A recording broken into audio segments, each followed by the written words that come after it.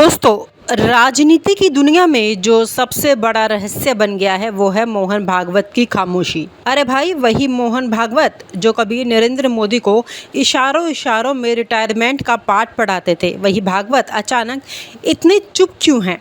याद कीजिए, जब मोदी जी का 75वां जन्मदिन आया तो पूरा देश जानता था कि आरएसएस की परंपरा यही है, 75 के बाद रिटायरमेंट। लेकिन अब हुआ क्या? भागवत जी ने खुद ही बयान दे डाला, मैं किसी को रिटायरमेंट के लिए मजबूर नहीं करने वाला और खुद भी रिटायरमेंट नहीं लेने वाला। अरे वाह, ये अचानक का यू टर्न क्यों भाई? क्या सपना आया रात को या फिर कोई डील हो गई जिसके बाद आवाज ही बंद हो गई?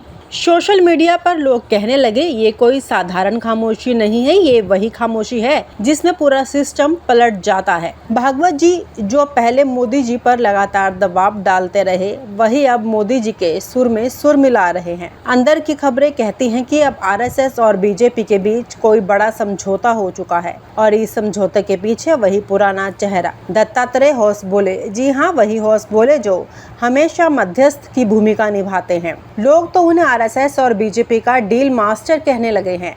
वही दत्तात्रेय इस बार भी मैदान में उतरे और ऐसा खेल खिलाया कि भागवत जी का रुख 108 डिग्री घूम गया। अब जरा सोचिए ऐसा क्यों हुआ? दरअसल भागवत जी पिछले 5 साल से काफी नाराज थे। नाराजगी भी ऐसी कि कई बार उन्होंने मोदी जी तक अपनी बात सुनाई, चाहे टिकट की सिफारिश हो या संगठन में कुछ बदलाव। लेकिन मोदी जी, अरे भाई, मोदी जी तो वन मैन आर्मी है। हर टिकट, हर फैसला, हर पॉलिसी, सब पर उनका अंतिम आदेश। भागवत जी को कई बार ठुकरा दिया गया, उनके सुझाए उम्मीदवारों को टिकट तक नहीं मिला और ये अपमान उनको अंदर ही अंदर खाए जा रहा था। तभी तो वो बार बार मोदी जी के रिटायरमेंट की बात उठाते रहे। लेकिन अचानक ये नरमी कहाँ से आ गई?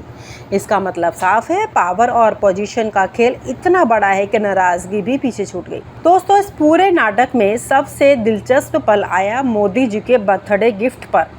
अरे, कोई सोचेगा कि प्रधानमंत्री का गिफ्ट होगा तो जरूर कुछ बड़ा और शानदार होगा, और हुआ भी वैसा। पूरे देश के अखबारों में फुल पेज का आर्टिकल छपवाया गया जिसमें मोदी जी ने मोहन भागवत की तारीफों के पुल बांध दिए। क्या भाषा थी, क्या अंदाज था, लगा जैसे बटर लगाकर परोसा गया हो।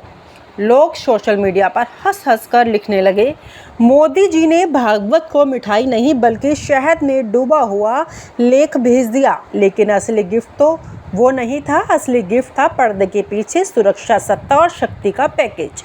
जी हाँ, मोहन भागवत को अब मिल गई है Z+ से भी ऊपर वाली सिक्योरिटी।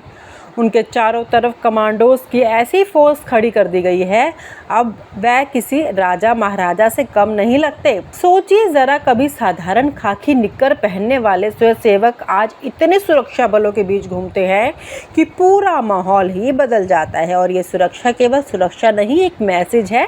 मैसेज ये है कि देखिए, अब हमारे साथ हैं तो आपको भी वही सम्मान और वही ताकत मिलेगी जो हमें मिली है।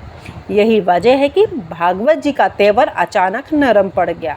अब उन्हें सत्ता के केंद्र से दूर रहने का डर सताने लगा है। दरअसल आरएसएस भी अब वैसी मासूम संस्था नहीं रह गई जैसे पहले हुआ करती थी।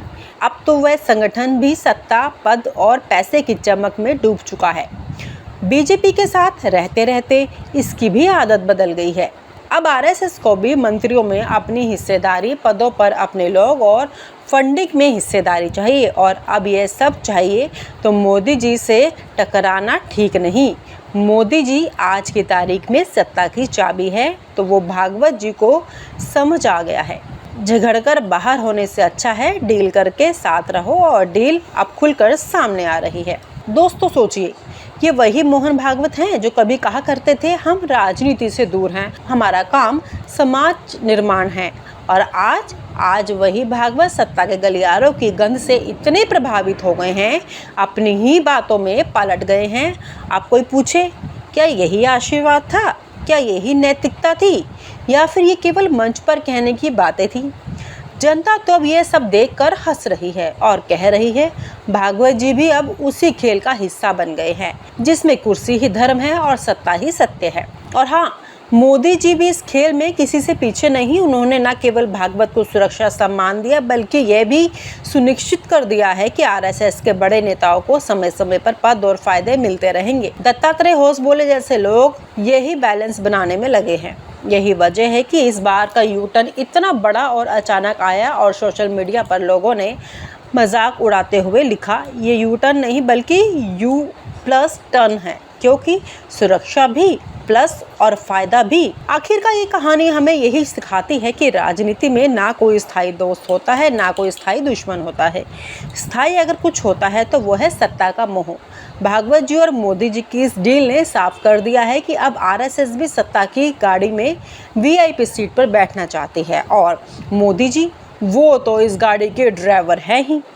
अब देखना ये होगा कि इस गाड़ी का अगला स्टॉप कौन सा होगा, 2029 का चुनाव या फिर कोई और बड़ी डील। दोस्तों, राजनीति की दुनिया में जो सबसे बड़ा रहस्य बन गया है वो है मोहन भागवत की खामोशी। अरे भाई, वही मोहन भागवत जो कभी नरेंद्र मोदी को इशारों इशारों में रिटायरमेंट का पाठ पढ़ाते थे, वही भागवत अचानक इतने चुप क्यों हैं? याद कीजिए, जब मोदी जी का 75वां जन्मदिन आया तो पूरा देश जानता था कि आरएसएस की परंपरा यही है, 75 के बाद रिटायरमेंट। लेकिन अब हुआ क्या? भागवत जी ने खुद ही बयान दे डाला, मैं किसी को रिटायरमेंट के लिए मजबूर नहीं करने वाला और खुद भी रिटायरमेंट नहीं लेने वाला। अरे वाह, ये अचानक का यू टर्न क्यों भाई? क्या सपना आया रात को, या फिर कोई डील हो गई जिसके बाद आवाज ही बंद हो गई?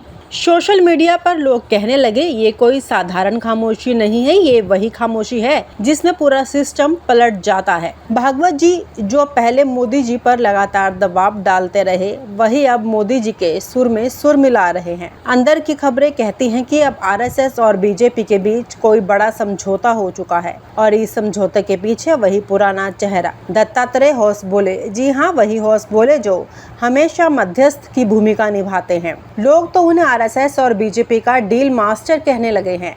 वही दत्तात्रेय इस बार भी मैदान में उतरे और ऐसा खेल खिलाया कि भागवत जी का रुख 108 डिग्री घूम गया। अब जरा सोचिए, ऐसा क्यों हुआ? दरअसल भागवत जी पिछले 5 साल से काफी नाराज थे। नाराजगी भी ऐसी कि कई बार उन्होंने मोदी जी तक अपनी बात सुनाई, चाहे टिकट की सिफारिश हो या संगठन में कुछ बदलाव। लेकिन मोदी जी, अरे भाई, मोदी जी तो वन मैन आर्मी है। हर टिकट, हर फैसला, हर पॉलिसी, सब पर उनका अंतिम आदेश। भागवत जी को कई बार ठुकरा दिया गया, उनके सुझाए उम्मीदवारों को टिकट तक नहीं मिला, और ये अपमान उनको अंदर ही अंदर खाए जा रहा था। तभी तो वो बार बार मोदी जी के रिटायरमेंट की बात उठाते रहे। लेकिन अचानक ये नरमी कहाँ से आ गई?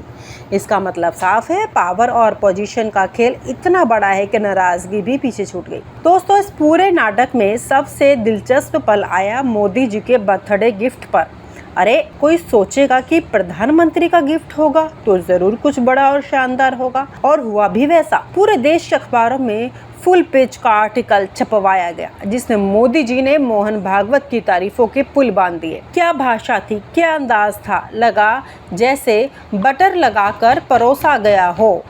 लोग सोशल मीडिया पर हंस हंस कर लिखने लगे, मोदी जी ने भागवत को मिठाई नहीं बल्कि शहद में डूबा हुआ लेख भेज दिया। लेकिन असली गिफ्ट तो वो नहीं था। असली गिफ्ट था पर्दे के पीछे सुरक्षा, सत्ता और शक्ति का पैकेज। जी हाँ, मोहन भागवत को अब मिल गई है Z+ से भी ऊपर वाली सिक्योरिटी। उनके चारों तरफ कमांडोज की ऐसी फोर्स खड़ी कर दी गई है, अब वह किसी राजा महाराजा से कम नहीं लगते। सोचिए जरा, कभी साधारण खाकी निक्कर पहनने वाले स्वयंसेवक आज इतने सुरक्षा बलों के बीच घूमते हैं कि पूरा माहौल ही बदल जाता है। और ये सुरक्षा केवल सुरक्षा नहीं, एक मैसेज है।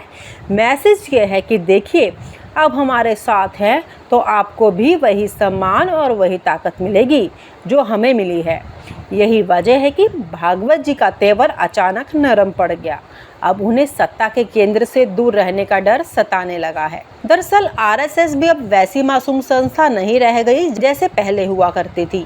अब तो वह संगठन भी सत्ता, पद और पैसे की चमक में डूब चुका है। बीजेपी के साथ रहते रहते इसकी भी आदत बदल गई है। अब आरएसएस को भी मंत्रियों में अपनी हिस्सेदारी, पदों पर अपने लोग और फंडिंग में हिस्सेदारी चाहिए। और अब ये सब चाहिए तो मोदी जी से टकराना ठीक नहीं। मोदी जी आज की तारीख में सत्ता की चाबी है, तो वो भागवत जी को समझ आ गया है। झगड़कर बाहर होने से अच्छा है डील करके साथ रहो, और डील अब खुलकर सामने आ रही है। दोस्तों सोचिए, ये वही मोहन भागवत हैं जो कभी कहा करते थे हम राजनीति से दूर हैं, हमारा काम समाज निर्माण है। और आज वही भागवत सत्ता के गलियारों की गंध से इतने प्रभावित हो गए हैं, अपनी ही बातों में पलट गए हैं। अब कोई पूछे, क्या यही आशीर्वाद था? क्या यही नैतिकता थी? या फिर ये केवल मंच पर कहने की बातें थी? जनता तो अब ये सब देखकर हंस रही है और कह रही है भागवत जी भी अब उसी खेल का हिस्सा बन गए हैं जिसमें कुर्सी ही धर्म है और सत्ता ही सत्य है।